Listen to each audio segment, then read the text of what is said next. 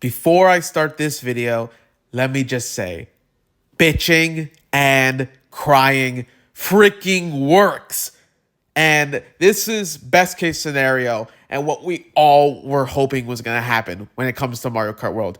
So in case you don't know, about a month ago, Nintendo dropped the 1.1 version update for Mario Kart World that basically limited your options for playing online. So basically what happened was before people would select random a lot because what Nintendo would do is they would usually prompt three options for tracks that would be intermission segments. So one of the new things Mario Kart World introduced is driving from course to course. They're not officially called intermissions. I think they're just called like highway routes or routes.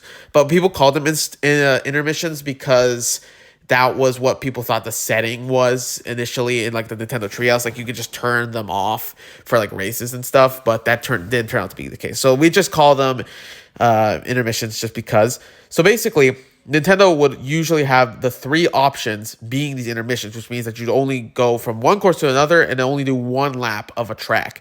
Now, this is cool for like every once in a while, but people don't want that to become the norm. You know, we want to get to know these well-designed race courses that genuinely, like the 30 tracks are mostly really solid and well-designed with a lot of great alternate paths, lots of cool new uses of the game's new features and mechanics. It was great. And basically, they don't want you to play it like that. They want you to only do one lap and just play out the intermissions, because what they did is they made the random automatically choose one of the three intermission segments. And people were getting really upset about it.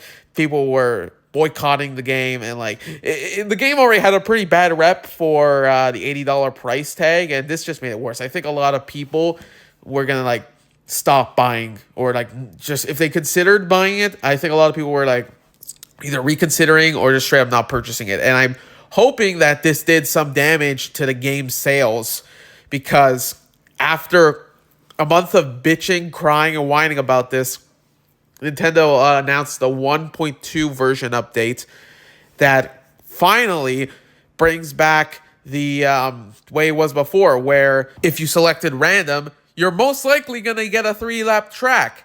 And I'm not certain about this because I just haven't tested it enough yet. But I also think that they might be making one of the options be a normal 3-lap track amongst the three normal options more often. And if that's the case, then that's a huge win also, because then you have like options between two outcomes that could give you an intermission, and then two outcomes that will give you a normal 3-lap race. And I am happy about that. This is going to definitely bring a lot of people back onto this game's side. And a lot of people were saying that Nintendo doesn't listen. Well, you know what? I thought they didn't listen too.